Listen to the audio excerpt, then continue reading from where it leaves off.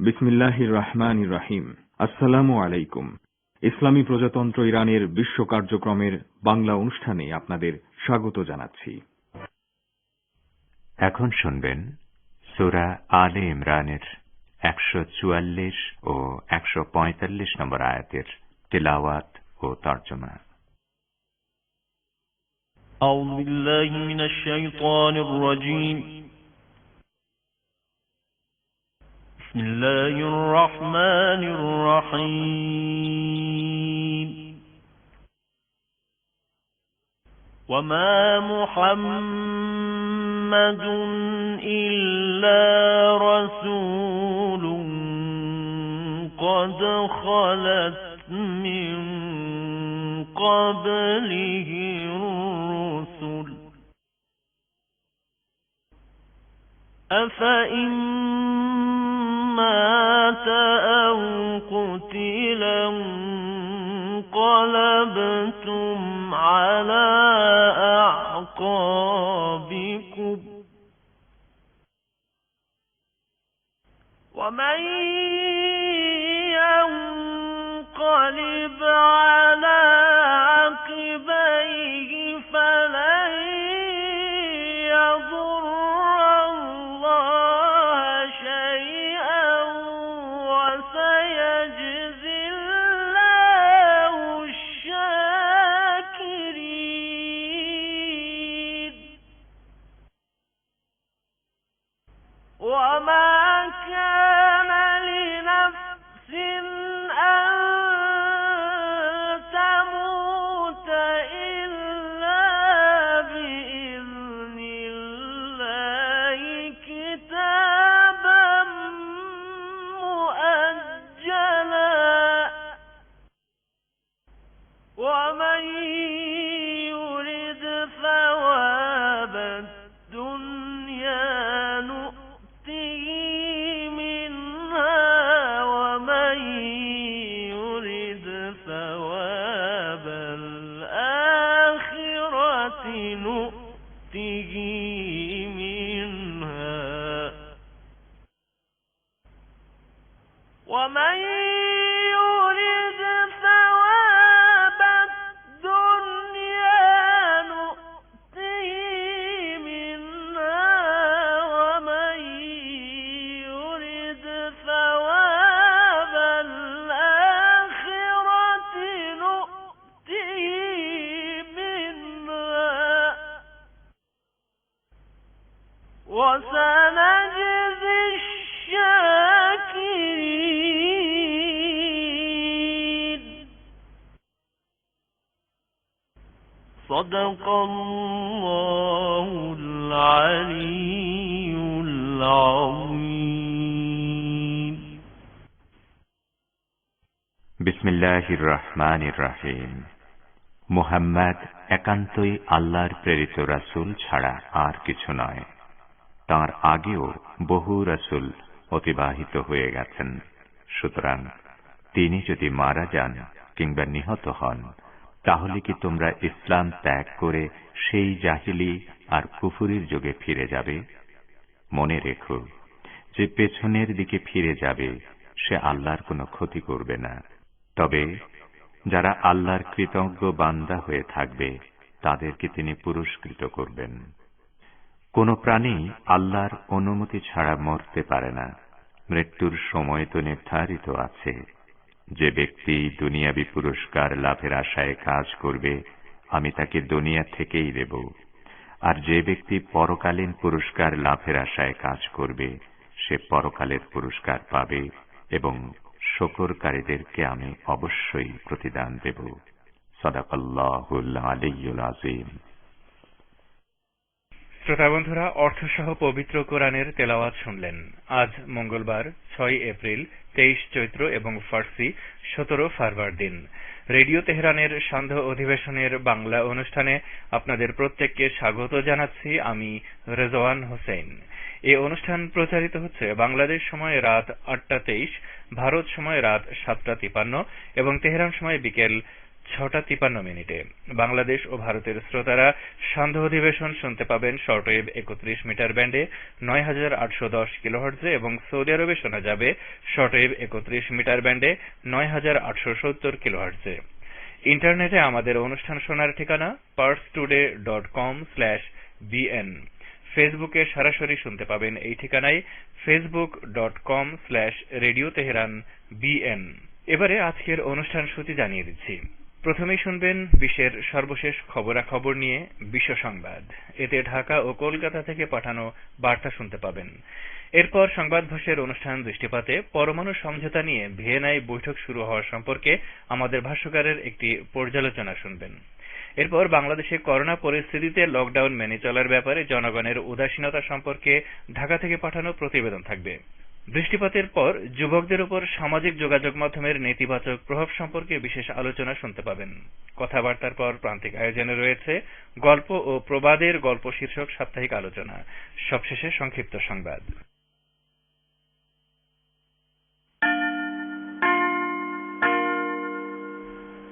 Radio Tehran, শুরু হচ্ছে বিশ্ব সংবাদ।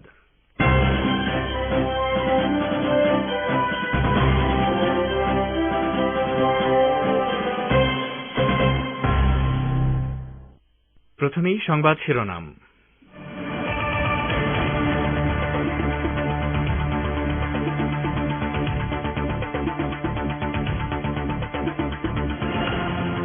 ভিয়েনায় 5 জাতি গোষ্ঠীর সঙ্গে পরমাণু সমঝোতা বিষয়ক বৈঠকে বসল ইরান, আর সময় নষ্ট করা যাবে না বলে পেন্টাগনের সতর্কবার্তা। আগামী সপ্তাহে পরমাণু ক্ষেত্রে 133 সাফল্য উন্মোচন করবে ইরান, তুলে ধরা হবে পারমাণবিক ক্ষেত্রে গত 1 বছরের নানা সাফল্য। বাংলাদেশে করোনায় আক্রান্ত হয়ে একদিনে মৃত্যু ও শনাক্তের নতুন রেকর্ড সৃষ্টি, লকডাউনের মধ্যেই আগামীকাল থেকে চলবে গণপরিবহন। এবং ভারতের পশ্চিমবঙ্গ বিধানসভা নির্বাচনে মমতার বিদায় নিশ্চিত হয়ে গেছে, কুচবিহারের নির্বাচনী সভায় দাবি করলেন প্রধানমন্ত্রী নরেন্দ্র মোদী। আসসালামু আলাইকুম। বিশ্ব সংবাদের গুরুত্বপূর্ণ অংশগুলো শুনলেন, এবারে বিস্তারিত। পরিবেশনায় রয়েছি রেজওয়ান হোসেন। অস্ট্রিয়ার রাজধানী ভিয়েনায় আমেরিকা ছাড়া পরমাণু সমঝোতায় স্বাক্ষরকারী বাকি দেশগুলোর সঙ্গে বৈঠকে বসেছে ইরান। বৈঠকে অংশ নিতে মার্কিন প্রতিনিধিরা ভিয়েনায় আসলেও ইরানের বিরোধিতার মুখে তারা এ বৈঠকে অংশ নিচ্ছেন না। ইরানের সঙ্গে বৈঠক শেষে 5 জাতিগোষ্ঠী মার্কিন প্রতিনিধিদের সঙ্গে আলাদা বৈঠকে বসবে। এদিকে মার্কিন প্রতিরক্ষা মন্ত্রণালয়, পেন্টাগনের কর্মকর্তারা বলেছেন, যত দ্রুত সম্ভব পরমাণু সমঝোতা নিয়ে ইরানের সঙ্গে একটি মতৈক্যে পৌঁছাতে হবে এবং এ ব্যাপারে সময় নষ্ট করার মতো সময় নেই। পেন্টাগনের কর্মকর্তাদের বরাত দিয়ে মার্কিন দৈনিক লস অ্যাঞ্জেলস টাইমস এই খবর জানিয়েছে। মার্কিন প্রতিরক্ষা মন্ত্রণালয়ের কর্মকর্তারা বলছেন, পরমাণু সমঝোতাকে কার্যকর করতে না পারার অর্থ হবে ইরানের পক্ষ থেকে পরমাণু অস্ত্রের কাছাকাছি পৌঁছে যাওয়া অথবা যুদ্ধ লেগে যাওয়া। কাজেই সেরকম ভয়াবহ পরিস্থিতির হাত থেকে রক্ষা পেতে হলে অনতিবিলম্বে ইরানের সঙ্গে এই মতৈক্যে পৌঁছাতে হবে যে কিভাবে পরমাণু সমঝোতাকে পূর্ণ মাত্রায় কার্যকর করা যায়। এর আগে ভিয়েনা বৈঠকে অংশ নিতে ইরানের উপ পররাষ্ট্রমন্ত্রী সৈয়দ আব্বাস আরাকচি গতরাতে ভিয়েনা পৌঁছেন। গত শুক্রবার আমেরিকা ছাড়া পরমাণু সমঝোতায় স্বাক্ষরকারী বাকি দেশগুলো এক ভার্চুয়াল বৈঠক করে। ওই বৈঠকের সিদ্ধান্ত হয় আজ বিকেলে অস্ট্রিয়ার রাজধানী ভিয়েনায় এই সমঝোতায় স্বাক্ষরকারী দেশগুলো সশরীরে আবার আলোচনায় বসবে। শুক্রবারের ভার্চুয়াল বৈঠকে ইরানের উপ পররাষ্ট্রমন্ত্রী স্পষ্ট ভাষায় জানিয়ে দেন, আমেরিকা ইরানের ওপর থেকে নিষেধাজ্ঞা প্রত্যাহার করলে এবং তার কার্যকারিতা প্রমাণিত হলে তেহরানও তার প্রতিশ্রুতিতে পুরোপুরি ফিরে আসবে। ইরানের পররাষ্ট্র মন্ত্রণালয়ের মুখপাত্র সাইদ খাতিবজাদে বলেছেন, অস্ট্রিয়ার রাজধানী ভিয়েনায় অনুষ্ঠেয় বৈঠকের প্রধান লক্ষ্য হচ্ছে তেহরানের ওপর থেকে সমস্ত মার্কিন নিষেধাজ্ঞা একবারেই প্রত্যাহার করা। তিনি বলেন, পরমাণু সমঝোতা বিষয়ক যৌথ কমিশনের বৈঠকের এজেন্ডায় নিষেধাজ্ঞা প্রত্যাহারের বিষয়টি প্রাধান্য পাবে। অন্য কথায়, কিভাবে পরমাণু সমঝোতার প্রতিশ্রুতি পূরণ করা হবে বৈঠকে তা সুস্পষ্ট করা হবে। পরমাণু ক্ষেত্রে 133টি সাফল্য জনসমক্ষে উন্মোচন করবে ইসলামী প্রজাতন্ত্র ইরান। আগামী শুক্রবার জাতীয় পরমাণু প্রযুক্তি দিবস উপলক্ষে এই কর্মসূচি বাস্তবায়ন করা হবে। ইরানের পরমাণু শক্তি সংস্থার মুখপাত্র বেহরুজ কামালভান্দি আজ এই তথ্য জানিয়েছেন। তিনি আরও বলেছেন, পরমাণু শিল্পে অর্জিত 133 সাফল্য উন্মোচন করবেন প্রেসিডেন্ট ড হাসান রুহানি। পরমাণু শক্তি সংস্থার প্রধান আলী আকবর সালেহি সহ পদস্থ কর্মকর্তারা অনুষ্ঠানে উপস্থিত থাকবেন। কামালভান্দি আরও জানিয়েছেন, প্রেসিডেন্ট রুহানি সেদিন ভিডিও কনফারেন্সের মাধ্যমে কোয়ান্টাম, লেজার, নিউক্লিয়ার মেডিসিন এবং ইউরেনিয়াম সমৃদ্ধকরণ সহ বিভিন্ন ক্ষেত্রে 12টি প্রকল্প উদ্বোধন করবেন। ইরানের পরমাণু শক্তি সংস্থার মুখপাত্র আরও বলেছেন, পরমাণু প্রযুক্তি দিবস উপলক্ষে একটি প্রদর্শনীরও আয়োজন করা হবে। সেখানে পারমাণবিক ক্ষেত্রে গত 1 বছরের নানা সাফল্য তুলে ধরা হবে। ওমান সাগর ও পারস্য উপসাগরে যৌথ মহড়া চালাচ্ছে ইরান ও পাকিস্তান। এই মহড়ায় ইরানের আলবুর্জ ডেস্ট্রয়ার, একটি ক্ষেপণাস্ত্র উৎক্ষেপণকারী যুদ্ধজাহাজ ও একটি সামরিক হেলিকপ্টার অংশ নিচ্ছে। অন্যদিকে পাকিস্তানের নৌবহর এতে যোগ দিয়েছে। এই নৌবহরে 2টি যুদ্ধজাহাজ রয়েছে। যৌথ নৌমহড়ার মুখপাত্র রেজা শেইবানি বলেছেন, দুদেশের মধ্যে অভিজ্ঞতা বিনিময় এবং যুদ্ধের সক্ষমতা বাড়ানোর লক্ষ্যে এই মহড়ার আয়োজন করা হয়েছে। এর মাধ্যমে দুই দেশ সাগরে শান্তি ও নিরাপত্তা নিশ্চিত করতে নিজেদের সক্ষমতাও প্রদর্শন করছে। গত 3 এপ্রিল ইরানের বন্দর আব্বাসে নোঙর করে পাকিস্তানের একটি নৌবহর। গতকাল পাকিস্তানের নৌবহরের কমান্ডার অ্যাডমিরাল খান মাহমুদ আসিফ বন্দর আব্বাসে ইরানের নৌবাহিনীর আঞ্চলিক কমান্ডার রিয়ার অ্যাডমিরাল জাফর তাজাকুরের সঙ্গে বৈঠক করেছেন। এই নৌবহরটি আজকের মহড়ায় যোগ দিয়েছে।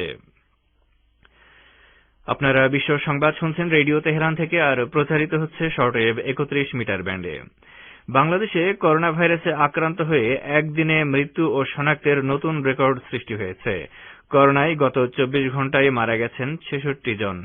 আজ স্বাস্থ্য অধিদপ্তর থেকে পাঠানো সংবাদ বিজ্ঞপ্তিতে এই তথ্য জানানো হয়। এ সম্পর্কে বিস্তারিত জানাচ্ছেন ঢাকা থেকে আব্দুর রহমান খান। বাংলাদেশে গত বছর মার্চ মাসে করোনা সংক্রমণ শুরুর পর থেকে একদিনের মৃত্যু ও শনাক্তের নতুন রেকর্ড সৃষ্টি হয়েছে। করোনা সংক্রমণে গত 24 ঘণ্টায় মারা গেছেন 66 জন। এদের মধ্যে হাসপাতালে মারা গেছেন 64 জন এবং বাড়িতে মারা গেছেন 2 জন। এর আগে গত বছর 30 জুন সর্বোচ্চ মৃত্যু ছিল 64 জন। অন্যদিকে 24 ঘণ্টায় শনাক্ত হয়েছেন 7,213 জন, যা এদেশের ইতিহাসে এখন পর্যন্ত সর্বোচ্চ। মঙ্গলবার স্বাস্থ্য অধিদপ্তরের পাঠানো সংবাদ বিজ্ঞপ্তিতে এসব তথ্য জানানো হয়। গত 29 মার্চ পূর্বের সকল রেকর্ড ভেঙে করোনা শনাক্ত হয়েছিল 5,181 জন। সেই রেকর্ড ভেঙে ফের 31 মার্চ শনাক্ত হয় 5,385 জন। 1 এপ্রিল শনাক্তের রেকর্ড ভেঙে দাঁড়ায় 6,469 জন। 2 এপ্রিলে আবারও রেকর্ড ভেঙে শনাক্ত দাঁড়ায় 6,830 জন। এরপর 4 এপ্রিল 7,000 ছাড়িয়ে একদিনে শনাক্ত দাঁড়ায় 7,087 জন। এরপর আজ দেশের ইতিহাসের সর্বোচ্চ শনাক্ত এবং মৃত্যুর ঘটনা ঘটল। স্বাস্থ্য অধিদপ্তর জানিয়েছে, সোমবার সকাল 8টা থেকে আজ মঙ্গলবার সকাল 8টা পর্যন্ত 24 ঘণ্টায় নমুনা সংগ্রহ করা হয়েছে 34,360টি। অ্যান্টিজেন টেস্ট সহ নমুনা পরীক্ষা করা হয়েছে 34,311টি। ওদিকে 24 ঘণ্টায় সুস্থ হয়েছেন 2,969 জন। এখন পর্যন্ত মোট সুস্থ হয়েছেন 5,58,383 জন।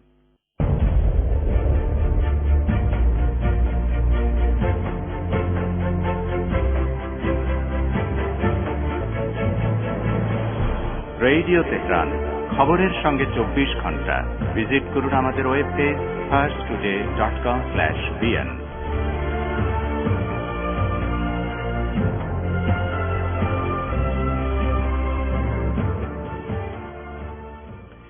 ফিরে আসি বিশ্ব সংবাদে। এদিকে করোনা মহামারী নিয়ন্ত্রণে সরকার ঘোষিত 7 দিনের লকডাউনের মধ্যেই ঢাকা সহ সব সিটি কর্পোরেশন এলাকায় সকাল 6টা থেকে সন্ধ্যা 6টা পর্যন্ত গণপরিবহন সেবা চালু রাখার সিদ্ধান্ত নেওয়া হয়েছে। আজ বিকালে নিজের সরকারি বাসভবনে এক সংবাদ সম্মেলনে সড়ক পরিবহন ও সেতুমন্ত্রী ওবায়দুল কাদের বলেন, বুধবার সকাল 6টা থেকে এটা শুরু হবে। সকাল 6টা থেকে সন্ধ্যা 6টা পর্যন্ত ঢাকা, চট্টগ্রাম সহ সকল সিটি কর্পোরেশন এলাকায় গণপরিবহন সেবা চালু থাকবে। এই সিদ্ধান্ত অনুযায়ী ঢাকা, চট্টগ্রাম মহানগর সহ গাজীপুর, নারায়ণগঞ্জ, কুমিল্লা, রাজশাহী, খুলনা, সিলেট, বরিশাল, রংপুর ও ময়মনসিংহ সিটি কর্পোরেশন এলাকাধীন সড়কগুলোতে অর্ধেক আসন খালি রেখে গণপরিবহন চলাচল করবে। তবে এক শহরের বাস আরেক শহরে ঢুকতে পারবে না এবং দূরপাল্লার বাস চলাচলেরও যথারীতি বন্ধ থাকবে।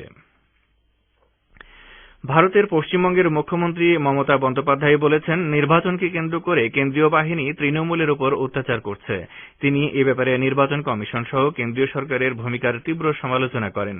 রাজ্যে বিধানসভা নির্বাচন উপলক্ষে তিনি আজ আলিপুরদুয়ার জেলার কালচিনিতে এক সমাবেশে বক্তব্য রাখার সময় এ সংক্রান্ত মন্তব্য করেন। মমতা প্রধানমন্ত্রী সম্পর্কে বলেন, ট্রাম্প মনে হয় এতদূর যায়নি, নরেন্দ্র মোদী এতদূর গেছেন। প্রত্যেক নির্বাচনের দিন এসে সভা করে দিদি দিদি বলে ব্যঙ্গ করছেন। আমার গুরুত্ব আছে বলেই এমনটা করছেন উনি। ভারতের প্রধানমন্ত্রী নরেন্দ্র মোদী বলেছেন, বিধানসভা নির্বাচনে মমতা দিদির বিদায় নিশ্চিত হয়ে গেছে। পশ্চিমবঙ্গে বিধানসভা নির্বাচন উপলক্ষে তিনি আজ কোচবিহারে রাসমেলার মাঠে বক্তব্য রাখার সময় ওই মন্তব্য করেন। বিস্তারিত বলছেন কলকাতা থেকে আব্দুল হাকিম। ভারতের প্রধানমন্ত্রী নরেন্দ্র মোদী বলেছেন, বিধানসভা নির্বাচনে মমতা দিদির বিদায় নিশ্চিত হয়ে গেছে। পশ্চিমবঙ্গে বিধানসভা নির্বাচন উপলক্ষে তিনি আজ মঙ্গলবার কুচবিহারে রাসমেলার মাঠে বক্তব্য রাখার সময় ওই মন্তব্য করেন। পশ্চিমবঙ্গে আজ তৃতীয় দফায় ভোট গ্রহণ অনুষ্ঠিত হয়েছে। রাজ্যে 27 মার্চ থেকে ভোট গ্রহণ শুরু হয়েছে। 29 এপ্রিল পর্যন্ত মোট 8 দফায় ভোট গ্রহণ হবে। নির্বাচনের ফল ঘোষণা হবে 2রা মে। প্রধানমন্ত্রী আজ বলেন, 2রা মে দিদির বিদায় নিশ্চিত হয়ে গেছে। প্রধানমন্ত্রী নরেন্দ্র মোদী মুখ্যমন্ত্রী মমতাকে টার্গেট করে বলেন, সম্প্রতি আপনি বলেছেন সব মুসলিম এক হও, ভোট ভাগ হতে দিও না। এর মানে হলো আপনি মেনে নিয়েছেন যে মুসলিম ভোট ব্যাংক যা আপনার শক্তি ছিল, সেই মুসলিম ভোট ব্যাংক এখন আপনার হাতের বাইরে চলে গেছে। आपको यकीन हो गया है कि मुस्लिम वोट बैंक की आपकी जो ताकत आप मानती थी, वो मुस्लिम वोट बैंक भी आपके हाथ से निकल गया है। मुस्लिम भी आपसे दूर हो गए हैं। आपको पब्लिकली ऐसा कहना पड़ रहा है। इसी से पता चलता है कि आप इलेक्शन हार गई है। প্রধানমন্ত্রী বলেন, মুসলিম ভোট ব্যাংক এখন আপনার হাতের বাইরে চলে গেছে। মুসলিমরাও আপনার থেকে এখন দূরে চলে গেছে। আপনাকে প্রকাশ্যে এমন কথা বলতে হচ্ছে, এ থেকে বোঝা যাচ্ছে আপনি নির্বাচনে হেরে গেছেন। বলছিলেন আমাদের প্রতিনিধি। সিরিয়া থেকে গম চুরি অব্যাহত রেখেছে মার্কিন বাহিনী। এ পর্যন্ত শত শত টন গম চুরি করেছে আমেরিকা। সিরিয়ার সরকারি সূত্রগুলো জানিয়েছে, গত কয়েকদিন ধরে হাসাকা প্রদেশ সহ বিভিন্ন এলাকা থেকে মার্কিন সেনারা বিশাল বিশাল ট্রাকে করে গম নিয়ে যাচ্ছে।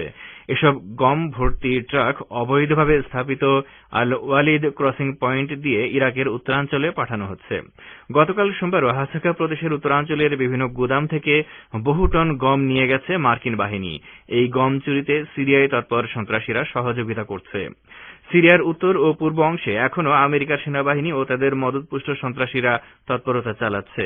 সেখানে তারা তেল চুরির পাশাপাশি গম চুরি অব্যাহত রেখেছে। 2011 সাল থেকে পাশ্চাত্যের মদদে সিরিয়ায় সহিংসতা ছড়িয়ে দেয়া হয়। বিভিন্ন দেশ থেকে সন্ত্রাসী এনে সিরিয়ার বৈধ সরকারকে উৎখাতের চেষ্টা চলে। ইরানের পররাষ্ট্রমন্ত্রীর রাজনীতি বিষয়ক সিনিয়র উপদেষ্টা আলী আসগর খাজি বলেছেন, ইয়েমেন বিষয়ক শান্তি প্রক্রিয়ার প্রতি তার দেশের সমর্থন রয়েছে।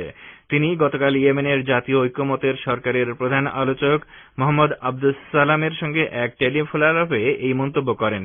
টেলিফোন আলাপে দুই কূটনীতিক ইয়েমেনে শান্তি প্রতিষ্ঠার উপায় নিয়ে আলোচনা করেন।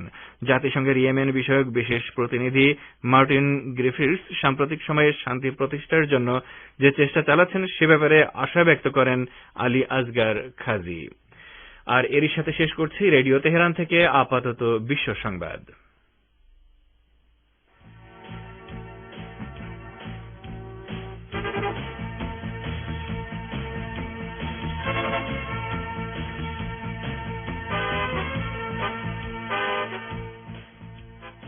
বিশ্ব সংবাদ শুনলেন রেডিও তেহরান থেকে। এবারে আমন্ত্রণ জানাচ্ছি সংবাদ ভাষ্যের অনুষ্ঠান দৃষ্টিপাতে। যেমনটি বিশ্ব সংবাদে শুনেছেন, ইরানের সঙ্গে স্বাক্ষরিত পরমাণু সমঝোতা বিষয়ক যৌথ কমিশনের বৈঠক আজ থেকে ভিয়েনায় শুরু হয়েছে। বৈঠক নিয়ে নানা গুঞ্জন শোনা গেলেও সবচেয়ে গুরুত্বপূর্ণ বিষয় হচ্ছে পারস্পরিক আস্থার পরিবেশ ফিরিয়ে আনা। এ সম্পর্কে এখন রয়েছে আমাদের ভাষ্যকারের একটি পর্যালোচনা। এটি পড়ে শোনাচ্ছি আমি রেজওয়ান হোসেন। ইরানের সঙ্গে স্বাক্ষরিত পরমাণু সমঝোতা বিষয়ক যৌথ কমিশনের বৈঠক আজ থেকে ভিয়েনায় শুরু হচ্ছে। এর আগে পরমাণু সমঝোতার অংশীদার দেশগুলোর সঙ্গে ইরানের ভার্চুয়াল বৈঠক অনুষ্ঠিত হয়েছে। ওই বৈঠকে আজকের ভিয়েনা বৈঠকে বসার সিদ্ধান্ত হয়েছিল। ভার্চুয়াল বৈঠকের পর পাশ্চাত্যের কোনো মিডিয়া খবর দিয়েছিল আজকের ভিয়েনা বৈঠকে যুক্তরাষ্ট্রের প্রতিনিধিরা উপস্থিত থাকবেন, তবে এতে ইরানের কোনো প্রতিনিধি থাকবে না। এ ব্যাপারে এক প্রতিক্রিয়ায় ভিয়েনা বৈঠকে যোগদানকারী ইরানের উপপররাষ্ট্রমন্ত্রী সৈয়দ আব্বাস আরাকচি বলেছেন, যুক্তরাষ্ট্র ছাড়া পরমাণু সমঝোতার সকল পক্ষই এ বৈঠকে উপস্থিত থাকবে। তিনি বলেন, পরমাণু সমঝোতার যৌথ কমিশন সহ যে কোনো বৈঠকে যদি ইরান উপস্থিত থাকে তাহলে সেখানে যুক্তরাষ্ট্র উপস্থিত থাকতে পারবে না এবং এটাই ইরানের চূড়ান্ত নীতি। এ ব্যাপারে এক প্রতিক্রিয়ায় রুশ উপপররাষ্ট্রমন্ত্রী সের্গেই রিয়াবকভ বলেছেন, আমরা ইরানের এই সিদ্ধান্তকে স্বাগত জানাই। এদিকে ইরানের পররাষ্ট্র মন্ত্রণালয়ের মুখপাত্র সাইদ খাতিবজাদে বলেছেন, কমিশনের এবারের বৈঠকের সঙ্গে আগের বৈঠকের কোনো পার্থক্য নেই। তিনি বলেন, পরমাণু সমঝোতা বিষয়ক যৌথ কমিশনের বৈঠকের এজেন্ডায় নিষেধাজ্ঞা প্রত্যাহারের বিষয়টি প্রাধান্য পাবে। প্রকৃতপক্ষে পরমাণু সমঝোতায় ইরানের অধিকারের বিষয়টি স্পষ্ট করা আছে। ইরান যেদিন থেকে ওই চুক্তি সই ও প্রতিশ্রুতি বাস্তবায়নের কাজ শুরু করেছে সেদিন থেকেই আমেরিকার চাপিয়ে দেওয়া সমস্ত নিষেধাজ্ঞা উঠে যাওয়ার কথা। ওয়াশিংটন এ পর্যন্ত প্রায় 1500টি নিষেধাজ্ঞা দিয়ে রেখেছে ইরানের উপর। বর্তমানে কার্যকরভাবে নিষেধাজ্ঞা পুরোপুরি তুলে নেওয়া ছাড়া যুক্তরাষ্ট্রের সামনে আর কোনো পথ খোলা নেই। মার্কিন পররাষ্ট্র সম্পর্ক বিষয়ক পরিষদের সদস্য জোসেফ সিরনেসিয়ন বলেছেন, ভিয়েনা বৈঠকে যে সিদ্ধান্তই গৃহীত হোক না কেন সেটাকে কেবল তখনই গুরুত্বপূর্ণ ও ইতিবাচক হিসেবে দেখা হবে যদি তা বিরাজমান সন্দেহ ও ভুল বোঝাবুঝির অবসানে ভূমিকা রাখে এবং রাজনৈতিক সদিচ্ছার বহিঃপ্রকাশ ঘটায়। এর অন্যথায় পরমাণু সমঝোতায় যুক্তরাষ্ট্রের ফিরে আসা প্রায় অসম্ভব। পর্যবেক্ষকরা বলছেন, পরমাণু সমঝোতা পুনরুজ্জীবিত করতে হলে সব পক্ষের দৃঢ় ইচ্ছা ও রাজনৈতিক সদিচ্ছার প্রয়োজন। এবারের বৈঠকে গুরুত্বপূর্ণ সিদ্ধান্ত হওয়ার কথা রয়েছে এবং সে কারণে সবার নজর এখন এর ফলাফলের দিকে।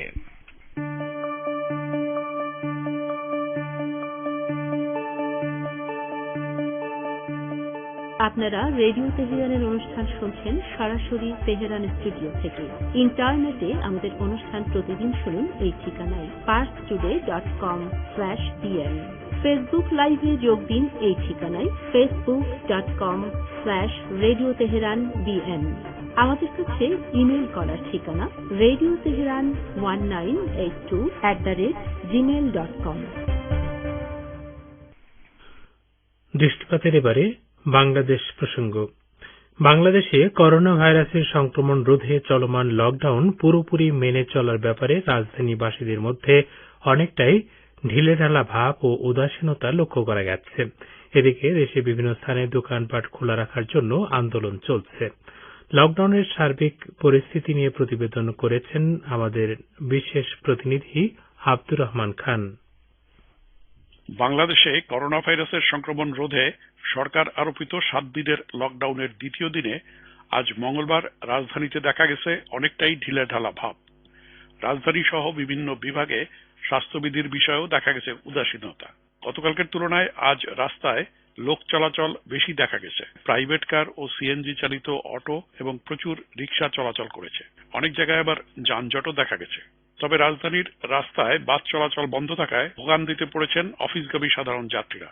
অনেকে বাধ্য হয়ে সিএনজি চালিত অটোরিকশায় ঠাসাঠাসি করে 2-3 গুণ ভাড়া দিয়ে কর্মস্থলে যাতায়াত করেছেন। এক্ষেত্রে স্বাস্থ্যবিধি অনেকটাই উপেক্ষিত থেকেছে। আমরা সাধারণ মানুষ তো বাসেই আসা যাওয়া করি, এখন বাসে যখন আমরা আসতে পারি না আমাদের তো অনেক টাকা গুনতে হচ্ছে। এখন আমরা সাধারণ মানুষ এর উপরে খাবার হচ্ছে, তো লকডাউন দিলে সবকিছু বিবেচনা করেই দেওয়া উচিত। আমরা হচ্ছে যাত্রাবাড়ি থেকে মতিঝিল পর্যন্ত হেঁটে আসছি, ওখান থেকে রিক্সা এখানে আসলাম, ওদিকে রিক্সাও কম, গাড়ি সবই কম। এখানে আসে পড়ে দেখি জ্যাম, প্রচুর জ্যাম। এদিকে প্রয়োজন ছাড়া মানুষদের বাসা থেকে বের হতে নিরুৎসাহিত করছে প্রশাসন। মাস্ক ছাড়া বের হলে জরিমানা করছে ভ্রাম্যমাণ আদালত। এদিকে মার্কেট খুলে দেবার দাবিতে আজকেও রাজধানী সহ দেশের বিভিন্ন জেলায় বিক্ষোভ করেছে ব্যবসায়ীরা।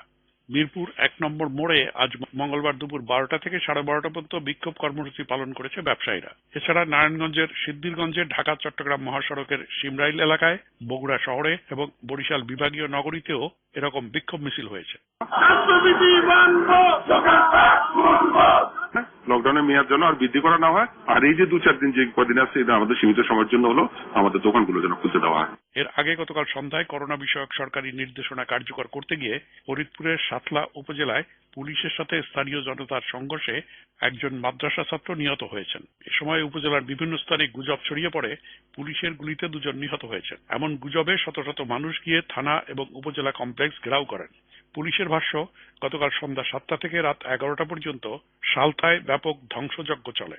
সংঘর্ষের ঘটনায় 7 পুলিশ সদস্য সহ 10 জন আহত হয়েছেন। পুলিশ ও আনসার সদস্যরা শটগানের গুলি, কাঁদানে গ্যাস এবং এক পর্যায়ে চাইনিজ রাইফেল থেকে গুলি ছুড়ে পরিস্থিতি নিয়ন্ত্রণে আনে। সংবাদ ভাষার অনুষ্ঠান দৃষ্টিপাত শুনলেন। এবারে রয়েছে সাপ্তাহিক অনুষ্ঠান দর্পণ।